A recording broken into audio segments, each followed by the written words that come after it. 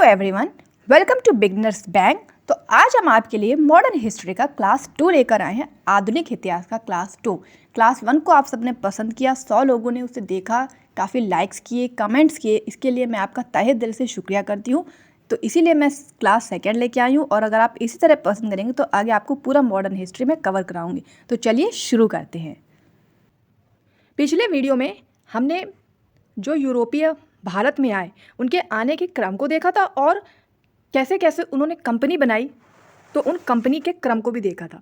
और उसके बाद हमने आपसे कहा था कि हम एक एक जो यूरोपीय हैं, जो भी आए हैं, उनके बारे में कुछ इंपॉर्टेंट पॉइंट्स को देखेंगे जिससे रिलेटेड क्वेश्चंस पूछे जाते हैं। और प्रीवियस ईयर का कोई भी आप पेपर उठा के देख लें यूपीएससी का, तो आपको देखने को मिलेगा कि ये क्वेश्चंस बार बार पूछे गए हैं। तो पुर्तगाली को हमने थोड़ा सा कवर किया था अपने पिछले वीडियो में, लेकिन अभी थोड़ा सा पुर्तगाली बचा हुआ है, तो उसके जो बचे हुए पॉइंट्स हैं उसे आज हम कवर कर लेते हैं। इसके बाद हम अंग्रेज को देखेंगे, यानी कि ब्रिटिश को, और थोड़ा सा हम डच भी आज देखेंगे। तो हम अपने पुर्तगाली को तो कंप्लीट आज कर लेंगे, इसके बाद ब्रिटिश को भी पूरा कंप्लीट करेंगे और डच को भी हम पूरा कंप्लीट करेंगे। और फिर उसके बाद हमारा बचेगा केवल फ्रांसीसी, और उसको हम नेक्स्ट वाले क्लास में कवर कर लेंगे। इस तरह हमारा पूरा जो ये यूरोपीय भारत में आए और इन्होंने क्या क्या किया और इससे रिलेटेड जो क्वेश्चन बनते हैं उसे कवर कर लेंगे। और इसके बाद हम आगे बढ़ेंगे जब 1857 की क्रांति वगैरह होती है। तो चलिए, पुर्तगाली से रिलेटेड जो इंपॉर्टेंट क्वेश्चन बनते हैं इसे सबसे पहले हम देख लेंगे। पुर्तगाली से जो क्वेश्चंस बनता है पेपर में, वो पूछा जाता है कि जो पहली फैक्ट्री पुर्तगालियों ने बनाई वो कहाँ बनाई। तो पहली फैक्ट्री आपको ध्यान रखना है, पुर्तगालियों ने कालीकट में बनाई थी। ये आपको ध्यान रखना है। मैंने आपको पिछले वीडियो में बताया था कि जो फैक्ट्री स्थापित हुई है पुर्तगालियों की, वो कोच्चि में हुई है। कोच्चि में हुई है 1503 ईस्वी में। तो वो फैक्ट्री मैंने इसलिए बताई थी कि वो स्थापित फैक्ट्री है और वो हेड क्वार्टर है कोच्चि में। लेकिन पहली जो फैक्ट्री बनी थी, FF मतलब फर्स्ट फैक्ट्री, तो पहली फैक्ट्री बनी थी कालीकट में। लेकिन जो फैक्ट्री स्टैब्लिश्ड हुई, FE फैक्ट्री स्टैब्लिश्ड हुई, यानी फैक्ट्री जो स्थापित हुई पहली, वो हुई कोच्चि। तो अगर पहली फैक्ट्री पुर्तगालियों की पूछा जाएगा तो आपको कालीकट बताना है, और फैक्ट्री जो स्टैब्लिश हुई वो आपको कोच्चि में बताना है, और कोच्चि ही पुर्तगालियों का हेडक्वार्टर बना। अब यहाँ पर एक बात ध्यान दीजिएगा कि पुर्तगालियों ने भारत को क्या क्या दिया। तो सबसे इम्पॉर्टेंट, पुर्तगालियों ने ही भारत में प्रिंटिंग प्रेस की शुरुआत की थी 1556 में। प्रिंटिंग प्रेस की स्थापना सबसे पहले किसने की, तो ये आपसे अगर पूछा जाए तो आपको बताना है पुर्तगालियों ने, पोर्टुगीज ने। इसके अलावा पुर्तगालियों ने गोथिक स्थापत्य को भी लाया था भारत में। तो ये क्वेश्चन पूछा जाता है कि गोथिक स्थापत्य किसने लाया, तो पुर्तगालियों ने लाया। और पुर्तगाली ही वो लोग थे जिन्होंने भारत में अफीम की खेती को स्टार्ट किया था। अफीम की खेती सबसे पहले भारत में जिसने की वो कौन थे, पुर्तगाली। अब एक क्वेश्चन बहुत इंपॉर्टेंट पूछा जाता है यूपीएससी के प्रीवियस में कि ये जो कार्ड्स आर्मेडा है ये क्या होता है। तो कार्ड्स आर्मेडा जो होता है वो एक प्रकार का शुल्क है जो कि पुर्तगालियों ने लगाया था, एक प्रकार का टैक्स। अगर कोई भी एक्स्ट्रा यूरोपी, यानी चाहे वो ब्रिटिश हो, चाहे वो डच हो, या कोई इंडियन भी हो, जो कि अरब सागर और हिंद महासागर में अपना व्यापार के लिए आ रहा है या जा रहा है, तो उस पर एक टैक्स लगाया था, एक शुल्क लगाया था, जिसको कि बोलते हैं कार्ड्स आर्मेडा। तो कार्ड्स आर्मेडा क्या होता है, अगर ये पूछा जाए तो आपको ध्यान रखना है कि पुर्तगालियों के द्वारा लगाया गया एक शुल्क, जो अरब सागर और हिंद महासागर में, अगर आप आ रहे हैं अरब सागर और हिंद महासागर से, तो आपको ये टैक्स देना पड़ेगा। तो ये जो व्यवस्था थी ये किसने स्टार्ट की, पुर्तगालियों ने, और इस व्यवस्था को बोलते क्या है, कार्ड्स आर्मेडा। तो यहाँ पर हमारा पुर्तगाली कंप्लीट हो गया, और अब हम अपना स्टार्ट करेंगे अंग्रेज यानी ब्रिटिश, जो कि बहुत ही ज़्यादा इंपॉर्टेंट है क्योंकि ये वही अंग्रेज हैं जिन्होंने भारत पर इतने दिन शासन किया। तो इन्हें बहुत ही विस्तार में पढ़ना बहुत ज़्यादा ज़रूरी है। तो चलिए शुरू करते हैं। देखिए, जब ब्रिटिश भारत में आए तो सबसे पहले आपको समझना पड़ेगा कि ब्रिटिश यानी अंग्रेज, उनकी व्यवस्था क्या क्या थी। तो सबसे पहले ब्रिटेन की बात करें तो ब्रिटेन में ब्रिटिश की एक तो राष्ट्र अध्यक्ष होता था, यानी जो राष्ट्र का हेड होता है, हेड ऑफ द कंट्री, वो वहाँ की महारानी बोली जाती है, ब्रिटिश महारानी। जैसे कि यहाँ पे जो हेड ऑफ द कंट्री है इंडिया की, तो हम हेड ऑफ द कंट्री कौन बोलते हैं, जो फर्स्ट पर्सन होता है। फर्स्ट पर्सन कौन, हमारे यहाँ होता है प्रेसिडेंट, राष्ट्रपति इंडिया में। लेकिन ब्रिटिश में उस समय की बात करें तो उस समय जो राष्ट्राध्यक्ष यानी जो हेड ऑफ द कंट्री होता था वो कौन होता था? ब्रिटिश महारानी। लेकिन उसी समय पे ब्रिटिश में एक प्राइवेट कंपनी भी होती थी और उस कंपनी का नाम था मर्चेंट एडवेंचरस। Merchant adventurous. तो ये एक प्राइवेट कंपनी उस समय ब्रिटिश में थी, ब्रिटेन में थी, ब्रिटिश कंपनी। और ये जो ईस्ट इंडिया कंपनी है जिसने भारत में इतने दिन शासन किया, EIC मतलब ईस्ट इंडिया कंपनी, ये मर्चेंट एडवेंचरस कंपनी की ही एक छोटी सी संस्था थी, एक संघ था। यानी जो मेन कंपनी थी उसका नाम था मर्चेंट एडवेंचरस और उसकी एक छोटा सा संघ, उसका एक छोटा सा पार्ट समझ लीजिए, वो थी ईस्ट इंडिया कंपनी, जो कि 1599 के करीब भारत में आने का रुख करती है ईस्ट इंडिया कंपनी। और यही वो कंपनी है जिसने भारत में शासन किया इतने लंबे समय तक। तो चलिए अब इस कंपनी से रिलेटेड जो क्वेश्चन पूछे जाते हैं वो हम देख लेंगे। तो 31 दिसंबर 1600 को इस कंपनी को, किस कंपनी को? ईस्ट इंडिया कंपनी को ट्रेड मोनोपोली मिली। ट्रेड मोनोपोली का मतलब होता है, ट्रेड का मतलब होता है एक देश से दूसरे देश में व्यापार करना, इसको बोलते हैं ट्रेडिंग। और मोनोपोली का मतलब होता है कि एक अधिकार, यानी एका अधिकार। मोनोपोली का मतलब होता है एका अधिकार, यानी कि सिर्फ इसको ही ये अधिकार दिया। किसने? ब्रिटिश महारानी ने ईस्ट इंडिया कंपनी को ये अधिकार दिया कि तुम जाओ भारत में व्यापार करो। तो 31 दिसंबर 1600 वो तारीख है जिस तारीख को ये ट्रेड मोनोपोली का फरमान ब्रिटिश महारानी की ओर से ईस्ट इंडिया कंपनी को मिल गया और ईस्ट इंडिया कंपनी भारत में आकर व्यापार करना स्टार्ट करती है। तो ये यहाँ पर आपने बहुत इंपॉर्टेंट चीज़ देखी कि अंग्रेजों ने किस प्रकार स्टार्ट किया भारत में आना। अब हम देखेंगे कि जो अंग्रेज भारत में जब आए तो सबसे पहले कौन आया? सबसे पहले आया कैप्टन हॉकिंस। ये आपको ध्यान रखना है, सबसे पहले जो आया वो था कैप्टन हॉकिंस।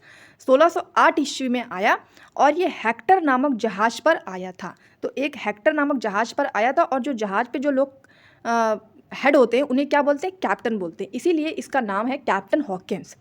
और इसको भेजा किसने था? इसको भेजा था जेम्स फर्स्ट ने, जेम्स प्रथम ने, इसीलिए कैप्टन हॉकिंस को जेम्स फर्स्ट का दूत कहा जाता है। दूत मतलब जिसने उसको भेजा है, उसकी आज्ञा ले करके वो आया है, यानी वो उसका दूत हुआ। तो कैप्टन हॉकिंस किसका दूत है? जेम्स फर्स्ट का। कैप्टन हॉकिंस जो है वो फारसी भाषा का बहुत बड़ा विशेषज्ञ था, यानी उसको फारसी भाषा का बहुत ज़्यादा ज्ञान रहा। तो इसका फ़ायदा क्या मिला? इसका फ़ायदा ये मिला कि जिस समय अंग्रेज आए थे भारत में, जिस समय ब्रिटिश भारत में आए थे, उस समय पर मुग़लों का शासन था, मुग़ल एम्पायर था। तो मुग़लों का जो शासन था तो उनको फ़ारसी भाषा ज़्यादा आती थी। अब वो सब उर्दू, फ़ारसी ये सब ज़्यादा जानते थे। तो ऐसे में अगर कोई ऐसा व्यक्ति आ रहा है जो उनकी भाषा को जानता है तो थोड़ा ना थोड़ा लाभ, थोड़ा ना थोड़ा बेनिफिट तो उसे मिलेगा ही। जैसे आप ही कहीं जाएँ और आपको अगर इंग्लिश नहीं आती हो और वहाँ पे सिर्फ इंग्लिश ही इंग्लिश आती हो तो थोड़ी दिक्कत हो जाती है, क्योंकि हमें तो हिंदी आती है और वहाँ सब इंग्लिश आती है।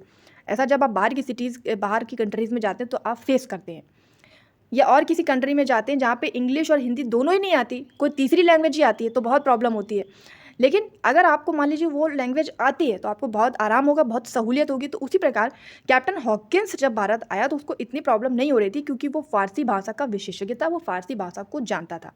तो अब आपको एक क्वेश्चन ये बताना है, क्योंकि हमने आपसे फर्स्ट ही वीडियो में कहा था कि आप को मैं पढ़ाऊँगी और आप पढ़ेंगे तो थोड़ा कॉपरेशन भी ज़रूरी है। तो चलिए बताइए कि कैप्टन हॉकिंस मुग़ल शासनकाल में आया, ये तो मैंने आपको बता दिया, लेकिन वो किस मुग़ल शासक के शासनकाल में आया, यानी उस शासक का नाम आपको बताना है। ठीक है, तो ये चलिए आप कमेंट में बताइए। अब हम देखेंगे जब कैप्टन हॉकिंस भारत में आया तो अंग्रेज़ों की जो पहली फैक्ट्री बनाई गई वो बनाई गई सूरत में 1608 में। अंग्रेज़ों ने जो अपनी पहली फैक्ट्री बनाई वो बनाई सूरत में 1608 ईस्वी में। कैप्टन हॉकिंस से जो भी क्वेश्चन बनते हैं मैंने आपको बता दिया। कैप्टन हॉकिंस हेक्टर नामक जहाज से आया था। कैप्टन हॉकिंस जेम्स फर्स्ट का दूत था। कैप्टन हॉकिंस फारसी भाषा का विशेषज्ञ था और अंग्रेजों ने कैप्टन हॉकिंस के नेतृत्व में पहली फैक्ट्री सूरत में बनाई 1608 ईस्वी में। और कैप्टन हॉकिंस के बाद आया मिडिल्टन।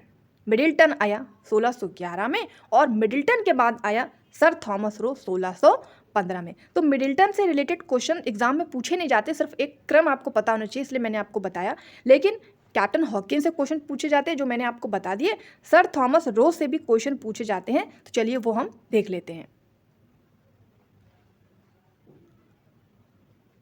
सर थॉमस रो जो है वो 1615 से 1618 के बीच रहे। ये भी जेम्स फर्स्ट के ही दूत थे, यानी कैप्टन हॉकिंस को भी जेम्स फर्स्ट ने भेजा था और सर थॉमस रो को भी जेम्स फर्स्ट ने ही भेजा था। ये भी फारसी भाषा के विशेषज्ञ थे। जिस प्रकार कैप्टन हॉकिंस फारसी भाषा को जानते थे वैसे ये भी जानते थे, तो इन्हें भी इस बात की सहूलियत थी। अब यहाँ पर एक बात ध्यान दीजिएगा कि उन्होंने तो कैप्टन हॉकिंस ने तो पहली फैक्ट्री की स्थापना की सूरत में, लेकिन सर थॉमस रो ने मुगलों से ईस्ट इंडिया कंपनी की फैक्ट्री की अनुमति सब जगह पर ले ली, यानी कई जगह पर ईस्ट इंडिया की कंपनी स्थापित हो गई सर थॉमस रो के समय पे। तो ये आपको बहुत अच्छे से ध्यान रखना है। और ये अनुमति सर थॉमस रो ने ली किससे? मुगलों से। तो मैंने मुगल का नाम आपसे पूछा है कि उस समय कौन था मुगल जब भारत में अंग्रेज आए, तो वो नाम आपको बताना है। तो सर थॉमस रो ने ईस्ट इंडिया कंपनी की फैक्ट्री भारत में कई जगह स्थापित करने की अनुमति मुगलों से ले ली। ये बहुत इंपॉर्टेंट काम किया सर थॉमस रो ने। अब इसके बाद हम देखेंगे ईस्ट इंडिया कंपनी के व्यापारिक केंद्र। कुछ इंपॉर्टेंट व्यापारिक केंद्र हैं जहाँ पर इन्होंने अपने व्यापारिक केंद्र बनाए, यानी कई जगह पर इन्होंने अपनी फैक्ट्री बनाई थी ना, तो उन्हीं के इंपॉर्टेंट जो फैक्ट्रीज़ हैं उनके नाम हमें पता होने चाहिए। वैसे तो इन्होंने कई सारी व्यापारिक केंद्र यानी कई जगह पर अपनी कंपनी बनाई, बट हमें इंपॉर्टेंट पढ़ने जो कि एग्जाम में पूछे जाते हैं। Trading centre of east India company. तो सबसे पहली जो फैक्ट्री इनकी बनी वो बनी सूरत में 1608 में, यह आपको ध्यान रखना है। और उसके बाद मसूलीपट्टनम में इनकी फैक्ट्री बनी 1611 में। यहाँ पे एक क्वेश्चन बहुत ज़्यादा इंपॉर्टेंट है जहाँ थोड़ा सा कन्फ्यूज़न होता है।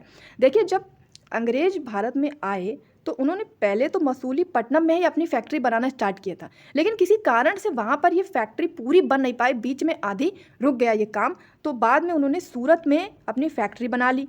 तो चूंकि बन के तैयार तो पहली फैक्ट्री सूरत में हो गई, इसलिए इसको पहली माना जाता है, लेकिन स्टार्ट जो की थी पहली वो मसूलीपट्टनम थी, जो कि बाद में बनकर तैयार हुई 1611 में। तो अगर पूछा ही जाए कि पहली फैक्ट्री जो अंग्रेजों ने बनाई वो तो सूरत बताना है, लेकिन अगर ये पूछा जाए कि पहली फैक्ट्री का निर्माण सबसे पहले अंग्रेजों ने कहाँ पे स्टार्ट किया था, तो वो ध्यान रखना है मसूलीपट्टनम में। तो यहाँ पे थोड़ा कंफ्यूज हो सकते हैं, लेकिन आपको यहाँ पे बस इतना सा फोकस करना है और आपका जो कन्फ्यूज़न है वो पूरी तरह से ख़त्म हो जाएगा।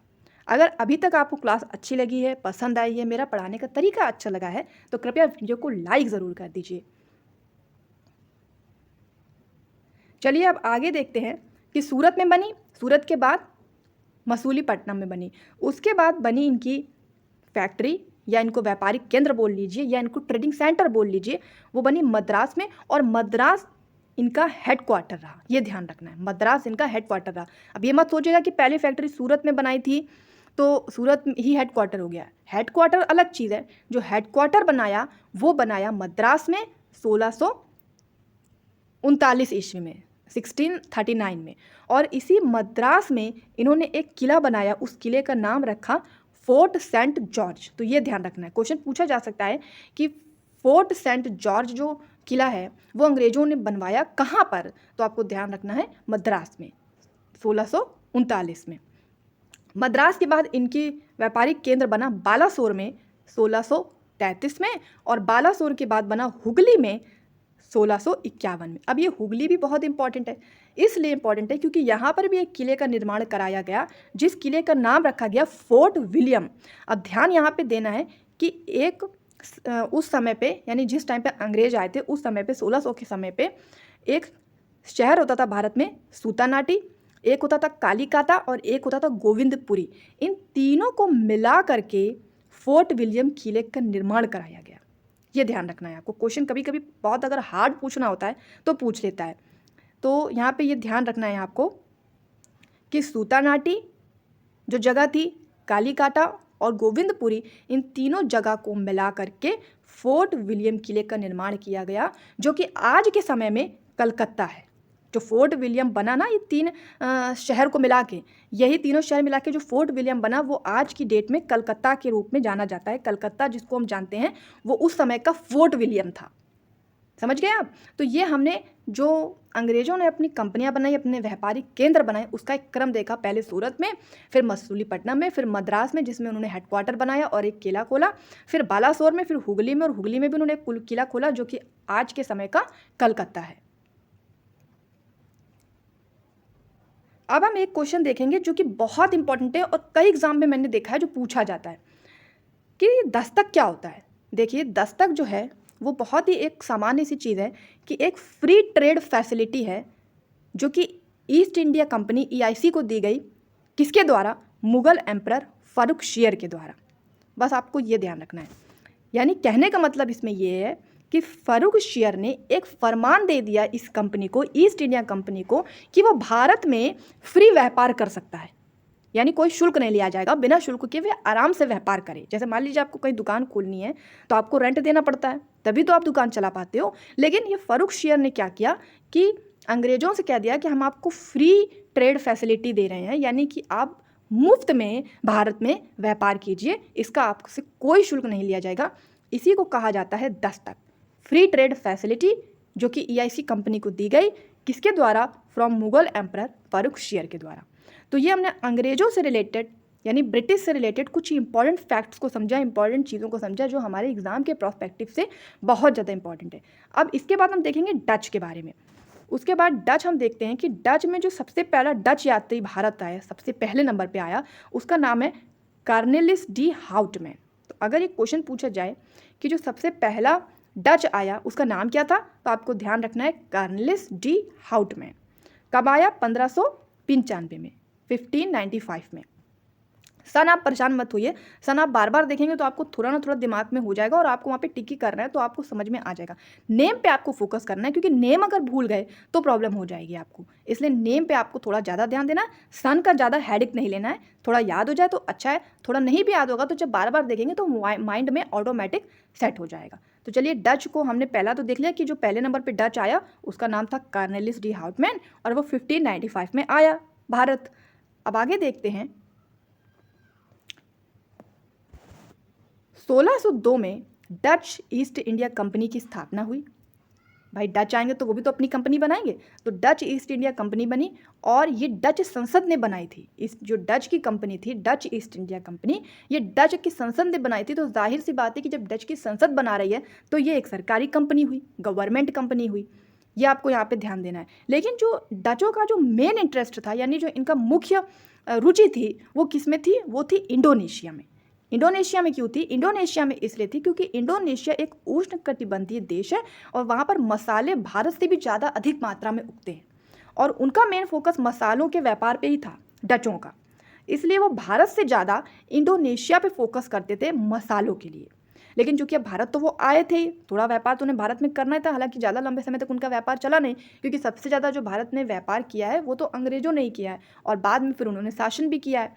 लेकिन डचों ने जितने भी दिन अपना व्यापार किया है तो उन्होंने अपनी जो पहली फैक्ट्री बनाई वो बनाई मसूलीपट्टनम में 1605 ईस्वी में।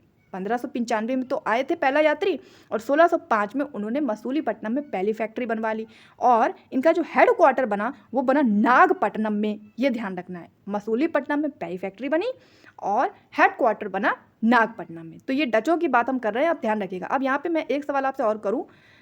पहला तो मैंने आपसे वो मुगल शासक पूछा है कि जब भारत में अंग्रेज आए तो कौन सा था। दूसरा मैं आपसे क्वेश्चन पूछूं कि अंग्रेजों का तो मेन इंटरेस्ट मसालों के लिए था और भी बाद में उन्होंने व्यापार किया, लेकिन वो मेनली मसालों के लिए आए थे। लेकिन डचों का तो मेन इंटरेस्ट मसालों के लिए था, लेकिन वो तो मसालों के लिए इंडोनेशिया मूव कर गए। तो भारत में वो क्या कर रहे थे? किस चीज़ का व्यापार करने के लिए वो फोकस कर रहे थे? भाई अब वो रुके थे, काफ़ी समय तक वो रहे, कुछ सालों तक उन्होंने व्यापार किया, तो किसी चीज़ का तो किया ही होगा। वो चीज़ का नाम बताइए, आपको कमेंट में बताना है। नहीं आएगा तो परेशान मत होइए, मैं आपको इसका उत्तर दूंगी, लेकिन आपको थोड़ा सा कॉपरेट करके चलना, थोड़े कमेंट तो आपको करने ही हैं। चलिए, अब हम आगे देखेंगे कि जो हेड क्वार्टर था वो तो उन्होंने नागपट्टनम में बनाया, फैक्ट्री अपनी मसूलीपट्टनम में बनाई और इसके बाद डच और ईस्ट इंडिया कंपनी के बीच एक लड़ाई हुई, एक महायुद्ध हुआ, जिसको कि इतिहास में बोलते हैं वेदारा का युद्ध। और इसमें जीता कौन? भाई जाहिर सी बात है, अंग्रेज इतने दिन तक शासन कर रहे हैं तो डच तो हार गए होंगे, तभी अंग्रेज बाद में बचे, और जब वो बाद में बचेंगे तभी बाद में शासन करेंगे। तो ईस्ट इंडिया कंपनी जीत गई और डच बेचारे हार गए। इसी वजह से डचों का जो व्यापार था वो ज़्यादा लंबे समय तक नहीं चला, वो तो चले गए, लेकिन ईस्ट इंडिया कंपनी जीत गई, जिसने बहुत लंबे समय तक न सिर्फ व्यापार किया बल्कि बाद में भारत में शासन भी किया और जिनसे पीछा छुड़ाना भारतीयों के लिए एक बहुत ही मुसीबत का काम हो गया। लेकिन फाइनली भारत आज़ाद हुआ 1947 में, वो हम आगे देखेंगे। तो क्वेश्चन ये पूछा जाता है कि डचों और अंग्रेजों के बीच जो युद्ध हुआ उस युद्ध का नाम, तो आपको ध्यान रखना वो कौन सा युद्ध था? बेदारा का युद्ध। और इसमें जीता कौन? ईस्ट इंडिया कंपनी, यानी कि अंग्रेज जीत गए। तो हमने आज के जो अपना क्लास है इसमें हमने पुर्तगाली को पूरा कंप्लीट कर लिया। पुर्तगाली को तो हमने पूरा कंप्लीट कर लिया। हमने क्लास फर्स्ट में पुर्तगाली को स्टार्ट किया था, जो कि इंपॉर्टेंट क्वेश्चन पुर्तगालियों से बनते हैं पेपर के लिए, एग्जाम्स के लिए, वो हमने कवर कर लिए थे। अंग्रेज़ों से हमने पूरा का पूरा आज कवर कर लिया। अंग्रेज़ों से रिलेटेड जो भी इंपॉर्टेंट क्वेश्चन बनते हैं कैप्टन हॉकिंस से, सर थॉमस रोज से, वो हमने आज कवर कर लिए। और डचों से रिलेटेड ज़्यादा इंपॉर्टेंट क्वेश्चन बनते नहीं, सिर्फ उनसे फैक्ट्री, उनका हेडक्वार्टर, इंडोनेशिया में वो किस लिए गए थे, मतलब क्या इंटरेस्ट था उनका, ये सभी क्वेश्चन पूछे जाते हैं। और जो इनका युद्ध हुआ लास्ट वाला जिसमें वो हार गए, यही पूछा जाता है। तो डच भी आज हमने कंप्लीट कर लिया। तो पुर्तगाली कंप्लीट हो गया, अंग्रेज कंप्लीट हो गया, डच कंप्लीट हो गया। अब बचा हमारा फ्रांसीसी और स्वीडिश। तो स्वीडिश तो मैंने आपको क्लास फर्स्ट में ही बता दिया था कि स्वीडिश से क्वेश्चन पूछे नहीं जाते, किसी भी एग्जाम को आप उठा के देख लीजिए, नहीं पूछे जाते, सिर्फ क्रम पता होता है, इसलिए हमने उसको देखा था। लेकिन फ्रांसीसी से रिलेटेड कुछ थोड़े क्वेश्चन पूछे जाते हैं, तो उसको हम नेक्स्ट क्लास में देखेंगे। और फ्रांसीसी को कवर करते ही हम आगे का लेक्चर भी स्टार्ट करेंगे, जो कि मॉडर्न हिस्ट्री को लेकर चलेगा। भाई ये तो अभी तो सिर्फ आए हैं यूरोपीय भारत में, अब वो क्या क्या करने वाले हैं ये तो सब जानना पड़ेगा, तभी मॉडर्न हिस्ट्री कंप्लीट होगी। तो अगर अभी तक हमारा वीडियो आपको अच्छा लगा, क्लास 1 क्लास 2 आपको पसंद आई, तो वीडियो को लाइक शेयर ज़रूर कीजिए। और चैनल पर अगर आप नए हैं और इसी तरह के वीडियोज़ आप कॉन्टिन्यूअसली देखना चाहते हैं, तो चैनल को सब्सक्राइब कर लें। मिलते हैं नेक्स्ट वीडियो में। Thank you. और हाँ, आगे ये जो आपको PDF चाहिए तो इसको आपको टेलीग्राम पे मिल जाएगी, और टेलीग्राम का जो लिंक है वो आपको डिस्क्रिप्शन में मिल जाएगा। तो डिस्क्रिप्शन को एक बार ज़रूर चेक कर लें। मिलते हैं नेक्स्ट वीडियो में। Thank you.